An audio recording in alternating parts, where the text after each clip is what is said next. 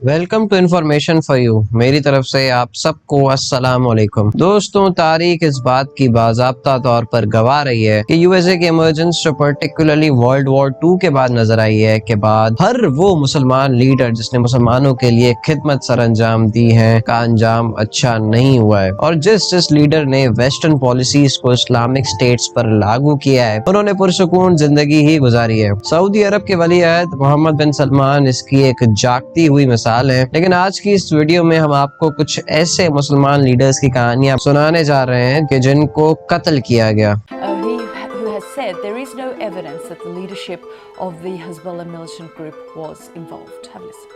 Where state media says that President Raisi and the Foreign Minister Hossein Amir Abdollahian died when their helicopter crashed on Sunday. Muammar Gaddafi. 7 months ago, the United States threw its support behind rebel forces in Libya. Today, those fighters finally got their man.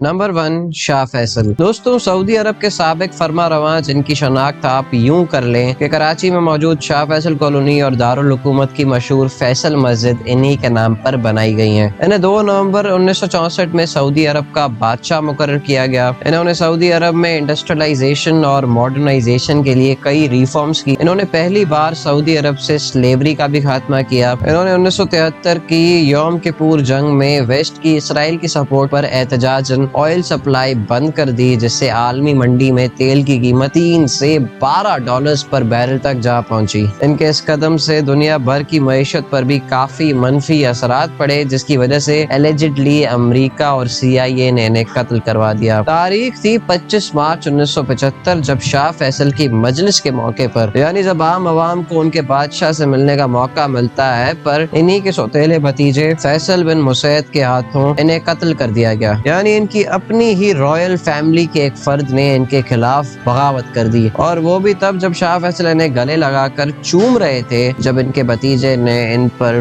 2 fire کر دیے، ایک ان کے چن اور دوسرا ان کے کان میں لگا، اور یہ ہاسپٹل میں دم توڑ گئے۔ کہا جاتا ہے کہ امریکہ نے انہیں مروایا تھا کیونکہ ان کی پالیسیز ان کے مفاد میں نہیں تھیں، اور یہ ایک آسٹیر پرو پیلسٹینین تھے۔ ایک اور وجہ یہ بھی بتائی جاتی ہے کہ 1967 میں شاہ فیصل کے دور میں فیصل بن مسعود کے بھائی پرنس خالد بن مسعود کو پولیس نے قتل کر دیا تھا، جب وہ شاہ فیصل کے دور میں سعودی عربیہ میں پہلے ٹی وی اسٹیشن کھولنے پر احتجاج کر رہے تھے۔ کہا جاتا ہے کہ پرنس فیصل بن مسعود نے شاید یوں اپنے بھائی کا بدلہ لیا تھا، لیکن اس تھیوری پر کافی کم یقین کیا جاتا ہے۔ خیر، شاہ فیصل کے قاتل فیصل کو پبلکلی سزائے موت دے دی گئی تھی۔ نمبر 2، شیخ مجیب الرحمان۔ بانی بنگلہ دیش شیخ مجیب الرحمان نے 1971 سے 1975 تک بنگلہ دیش میں اقتدار سنبھالا۔ اس دوران ان پر فاشزم کے کئی الزامات لگے۔ انہوں نے اپنے کئی پولیٹیکل اوپوننٹس کو جیل میں ڈالا اور کئیوں کا انڈائریکٹلی قتل بھی کرایا۔ یہ تعداد ہزاروں میں بتائی جاتی ہے۔ اسی کے چلتے ایک فوجی گروپ نے ان کے خلاف بغاوت کر دی اور ان کی رہائش گاہ میں گھس کر وہاں موجود تمام افراد کو قتل کر دیا۔ اس کے بعد یہ گروپ ان کی بہن کے گھر گیا اور وہاں بھی سب کو قتل کر دیا۔ یوں ایک ہی دن میں شیخ مجیب الرحمان کے خاندان کے 19 افراد قتل کر دیے گئے۔ صرف ان کی 2 بیٹیاں یعنی شیخ حسینہ اور شیخ ریحانہ ملک سے باہر جرمنی میں ہونے کی وجہ سے قتل و غارت سے محفوظ رہیں۔ آج بنگلہ دیش کی پرائم منسٹر بھی شیخ حسینہ واجدی ہیں، جن کے اوپر بھی فاشزم کے کئی الزامات ہیں۔ کہا جاتا ہے کہ انہوں نے سال 2009 میں وزیر اعظم بننے کے بعد اپنے خاندان کے قاتلوں سے چن چن کر بدلہ لیا۔ نمبر 3، معمر غدافی۔ پاکستان کے دل لاہور میں موجود غدافی اسٹیڈیم کا نام سنا ہے؟ یہ لیبیا کے سابق حکمران ڈکٹیٹر معمر غدافی ہی کے نام پر ہے۔ انہوں نے سال 1969 سے لے کر 2011 میں اپنے قتل تک لیبیا پر حکومت کی۔ 4 دہائیوں تک حکومت کرنے کے بعد لیبینز شاید ان سے تنگ آ چکے تھے، اور لیبیا کے اس وقت کے حالات بھی کچھ اچھے نہیں تھے، اور ان امپلائمنٹ 30% تک پہنچ گئی تھی۔ یہی وجہ تھی کہ فروری 2011 میں ان کے خلاف پروٹیسٹ کا آغاز ہوا۔ غدافی نے بیک فٹ پر جانے کے بجائے ان پروٹیسٹرز پر کاؤنٹر اٹیک کرنے کا اعلان کر دیا، اور ان کی آرمی نے پروٹیسٹرز پر اوپن فائرنگ کر دی۔ یوں لیبیا کے اندر ایک सिविल वॉर का आगाज हो गया और बिल आखिर इन्हीं बागियों ने 20 अक्टूबर 2011 में गद्दाफी को कत्ल कर दिया। गद्दाफी दुनिया से जाने के बाद लिबिया की शान और शौकत भी ले गए, क्योंकि आजकल लिबिया की सिचुएशन से हम सभी वाकिफ हैं। कहा जाता है कि इनके कत्ल में अमेरिका और CIA का बाज़ाब्ता हाथ था। ये हमेशा ही पब्लिक फोरम्स पर वेस्ट की पॉलिसीज पर तनकीद किया करते थे और ये तमाम मुसलमान ममालिक को मुत्तहिद करना चाह रहे थे ताकि इराक, यमन, फलस्तीन और अफगानिस्तान जैसा हाल बाकी ममालिक का ना हो और एक एक करके तमाम मुस्लिम ममालिक ऐसी सिचुएशन का शिकार ना हो। लेकिन बदकिस्मती से इनका अपना मुल्क भी इसी फहरिस्त का हिस्सा बन गया। नंबर 4, जुल्फिकार अली भुट्टो। दोस्तों, शहीद जुल्फिकार अली भुट्टो के जुडिशल मार्टिरडम पर मैं एक डिटेल्ड वीडियो पहले से बना चुका हूँ। साल 1977 में शहीद जुल्फिकार अली भुट्टो असेंबली की मुद्दत खत्म होने से 1 साल पहले ही इसे डिसॉल्व कर देते हैं। इसी साल इलेक्शंस होते हैं जिनमें PPP के अगेंस्ट बनी PNA यानी पाकिस्तान नेशनल अलायंस इन इलेक्शंस में धांधली के खदशात के बायस इसे बॉयकॉट करती है। यूं पाकिस्तान पीपल्स पार्टी 200 में से 155 सीट्स जीत जाती है, लेकिन PNA इन नताइज को मानने से इनकार कर देती है और एक मुल्क गिर तहरीक का आगाज कर देती है। देखते ही देखते इनकी सियासी तहरीक एक मजहबी तहरीक की शक्ल इख्तियार कर लेती है, जिसे कहा जाता है तहरीक निज़ाम मुस्तफा। इस तहरीक के तहत मुल्क गिर पुरतशद्दुद एहतजाज किए जाते हैं। अक्सर कहा जाता है कि डेडलॉक हमेशा डायलॉग से ही खत्म किया जा सकता है, लेकिन PNA भुट्टो के साथ बैठने से ही इनकारी रहती है और इंतशार और अनारकी का रास्ता अपनाती है। बिल आखिर PNA और PPP मुज़ाकरात की मेज पर बैठते हैं और डेडलॉक को खत्म करते हुए री इलेक्शंस पर एग्री हो जाते हैं। लेकिन ये सुनकर शायद जनरल ज़िया खुश नहीं होते,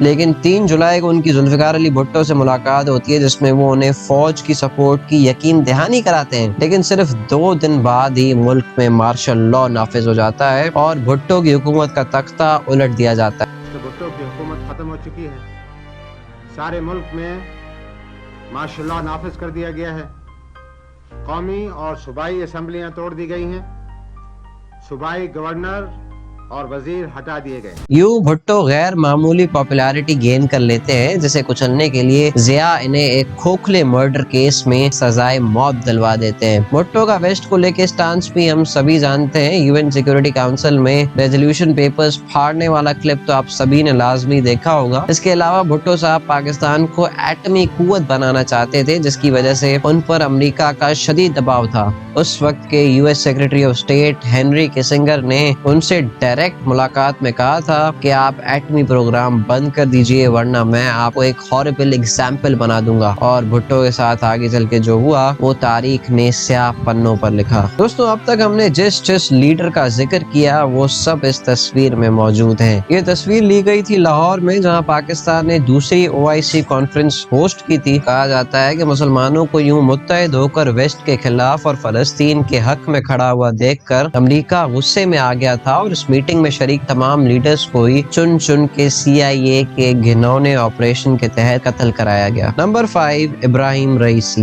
इब्राहिम रईसी इन शहीद लीडर्स की सबसे रीसेंट एग्जाम्पल हैं। इन्होंने पहले यूनाइटेड नेशंस में खड़े होकर कुरान पाक की फजीलत पर एक शानदार तकरीर तब की जब स्वीडन में काफी कम अरसे में 2 बार कुरान पाक को जलाने के वाकयात रिपोर्ट हो चुके थे। उसके बाद ये इसराइल को गाजा की सूरत हाल के पेश नजर हमला करने की धमकियां देते रहे, लेकिन जब इसराइल ने 1 अप्रैल को ईरान एम्बेसी दमस्कस पर एयर स्ट्राइक करते हुए 16 लोगों की जान ली, तो रिटेलिएशन में ईरान ने भी 13 अप्रैल 2024 को इसराइल ऑक्यूपाइड ईस्ट जेरूसलम पर 300 मिसाइल दाग दिए। ऐसे में रईसी एक उभरते हुए मुसलमान लीडर के तौर पर सामने आ रहे थे और इसराइल और अमेरिका शायद इस जंग को ईरान तक एक्सटेंड नहीं करना चाहते थे, जिसकी वजह से शायद उन्हें रईसी को रास्ते से हटाने की जरूरत महसूस हुई। यूं 19 मई 2024 को एक हेलीकॉप्टर क्रैश में इब्राहिम रईसी और ईरान के x foreign minister Hussain Aamir Abdullah समेत कुछ और लोग भी शहीद हो गए। और दोस्तों, यहीं पर आज की इस वीडियो का भी इख्तिताम होता है। मैं मिलूंगा आपसे किसी नेक्स्ट अच्छी वीडियो में, तब तक के लिए अपना बहुत ख्याल रखिएगा। अल्लाह हाफिज।